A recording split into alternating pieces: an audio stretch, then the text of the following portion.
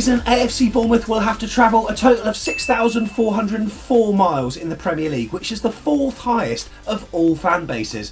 We sit behind Liverpool, Everton and of course Newcastle, who've got a league high of over 9,000. That's actually 3,000 more than any other club. That's an average of nearly 160 miles more for every Premier League away game for them. This weekend, little old Bournemouth travel to Tyneside, which is the longest trip in the Premier League, a distance there of 353 miles. Plus we got to get back. I went on a mission to find the best way to get from Vitality Stadium to St James's Park, where two big factors are prevalent, and that is cost and time. So I've been looking at all the options. There's the club coach. You know what? It's not badly priced. It's £58. It leaves Vitality Stadium at 2, but if you're coming from Weymouth, you've got to leave at 12:15 AM. Are you joking me? And there's always the National Express, right? But that's a complicated one because you can get it from Bournemouth, but then you've got to change at London Victoria. But that's an 11.5-hour journey in total. But you can do that for the princely sum of just 25 quid. But I'm not sure I could hack half a day sat on one of those coaches. No chance. What about flying then? Well, you can get there from Southampton, of course, direct. That would be ideal. 40 minutes up the road, roughly, and then a direct flight. That's with Eastern Airways, but they price it highly. 169 quid. That's a single journey, by the way. Ouch. There's also Heathrow with BA. That's not bad. That takes about an hour 50 in the car, but you got to park up. You've got to pay for the parking, of course, and then fly up. That takes around about an hour. Flights are relatively cheap, though, around £35, and add on the fuel on the way back. That's a feasible option. Or there's Bristol, of course, as EasyJet fly to Newcastle from Bristol. It's about a 2-hour drive from here, and prices aren't too bad at all. You can get up there for around 30 quid for around £55 return. However, the price of the airport parking is where Bristol sting you. Often the cost of that is more than a flight itself. Plus, I just hate the drive to Bristol from here. And of course there's the train. Now, buying tickets earlier helps you save money, but it's not always easy to plan your travel arrangements around the Premier League fixture schedule, as we'll talk about later in the video. We had a look on TrainPal, the train line, and we found the best price to be about £96-97. However, the average price is usually about £150. Yes, it involves a couple of changes, but that's always an option as well. I'm genuinely not sure what to do. Look, I might have to head in the car with Tom and Steve. If only they flew from Bournemouth, that would be ideal. Hang on a second. Right, I'm just on Skyscanner and I've had an idea. I can fly up to Edinburgh from Bournemouth on the Friday night, and then I can get the train down to Newcastle. Flights from Bournemouth to Edinburgh, only 19 quid. That's not bad. And I've managed to sort a train as well. Now, I'm going to stay over in Edinburgh, like most people do when they go to Newcastle, but I can get the train to Newcastle from Edinburgh Waverley, so I'll have to get from a hotel wherever that is, so I might need to get the tram or the Airport Express once I land in Edinburgh. But I've got it for the price of, get this, £3.80.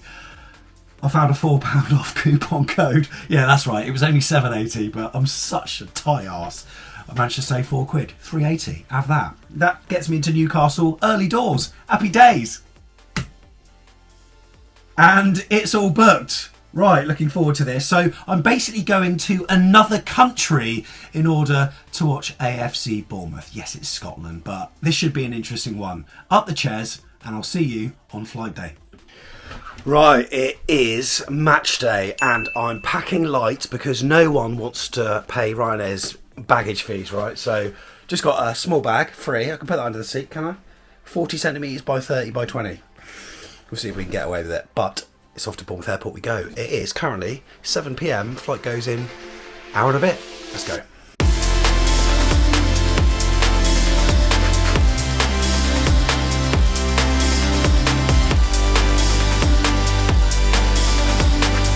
Well, that was quick and easy. I was through security in about 60 seconds and they're boarding the plane already, so just in time. Haven't had to stay here long.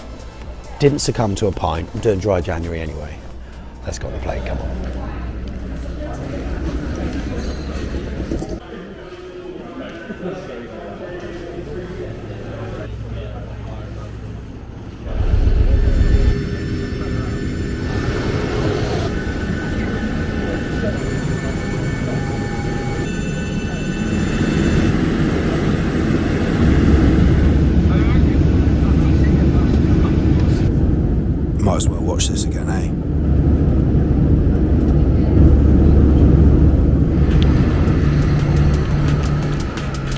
Right, we've landed.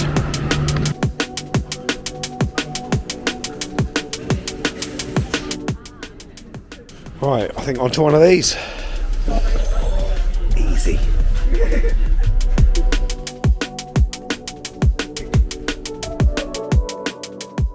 Right, that's the price of getting to Waverley from the airport. Cheers, thanks.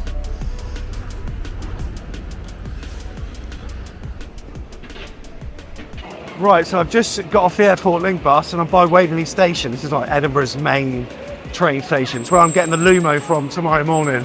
We're on Prince's Street at the moment, which is one of the main stretches in Edinburgh. Absolutely gorgeous. You've got Edinburgh Castle to your right outside, and then just ahead of it, you've got Waverley Station. We're going to cross through the train station, get to a hotel.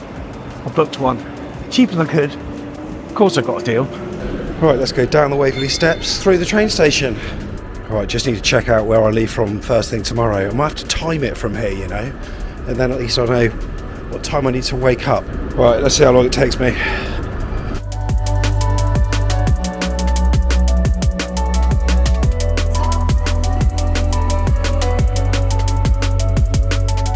Oh, these cobbled streets are absolutely gorgeous. And people love Edinburgh for its rich history and stunning architecture, particularly in the old town and the new town. It's got a real cultural scene which is so vibrant, with world-class festivals and picturesque views from Edinburgh Castle, as we just saw, Arthur's Seat. I'm not far from the Royal Mile here as well, but plenty to do in and around the area. But let's not concentrate too much on this area because we are going to Newcastle. 29 quid for a room, baby. Right. All checked in. That was easy.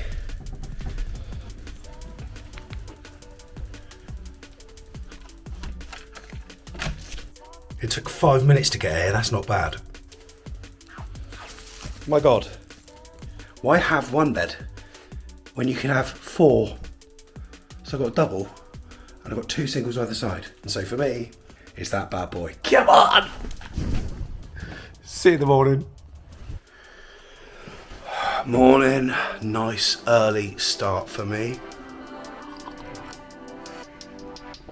A quick coffee. And then to the train.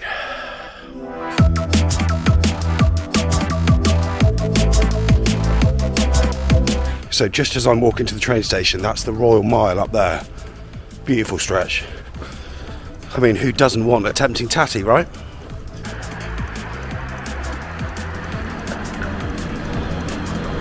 Tell you what, it's nice and quiet at this time of the morning. Wow. Right, this looks like it might be my train, the Lumo.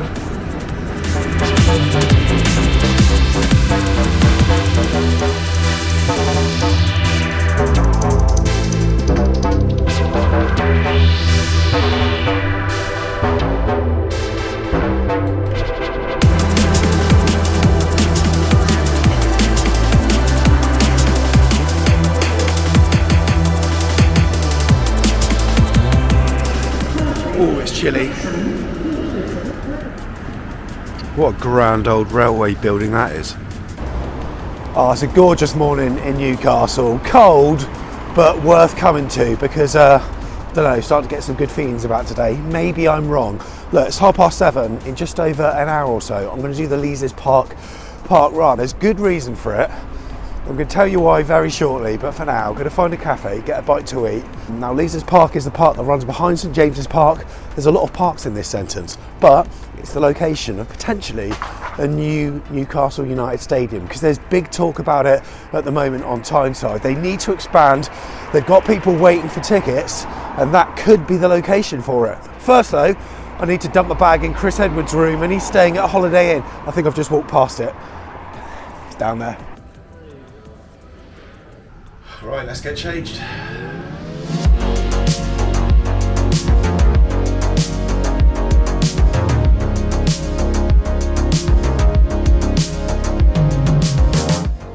Bad news, Leazes Park Run is off. However, less than a mile away, Town Wall Park Run. So me and Andy and Claire Jennings have ran there, and now we're about to get started.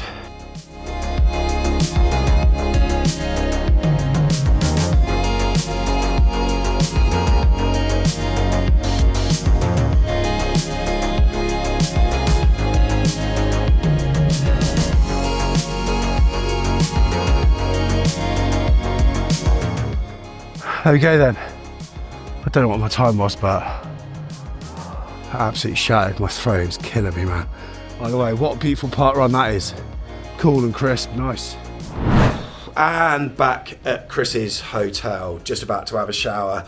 Lisa's park run being off was a nightmare, but it's okay. The Town Moor one was less than a mile away. I think of myself as being fairly fit, but I can safely say I'm definitely not a runner. So look, I'm doing a 10k in February, and it's raising money for the Addiction Care and Treatment Services team at University Hospitals Dorset, who provide critical support and treatment to individuals struggling with addiction, helping them to reclaim their lives and rebuild their futures. My partner Lucy, she's doing it with me in February, and it's a charity close to both of our hearts. We always look for a reason to spark positive change in people's lives, so by donating you are directly contributing to the resources, therapies and programs that make lasting recovery possible. Of course, it's also in support of Dry January as well. I mean, I love a beer on match day, you know that, right? So this has been quite a challenge, but if I'm going to do a run with longer ones to follow, then I might be able to benefit from improved mood, health, mental clarity, reduced anxiety, and breaking habits as well, and financial savings. I mean, that's quite handy. How else do you think I afforded my £19 Ryanair flight? So if you're able to, there's a link below, and I'd love for you to donate. And look, I'll chuck in a bonus. If you leave a message with a cherries emoji on it, I'll give away 3 back of the net mugs, 1 each. How's about those apples as a thank you? Thanks so much for supporting. Let's get showered and let's get to the pub.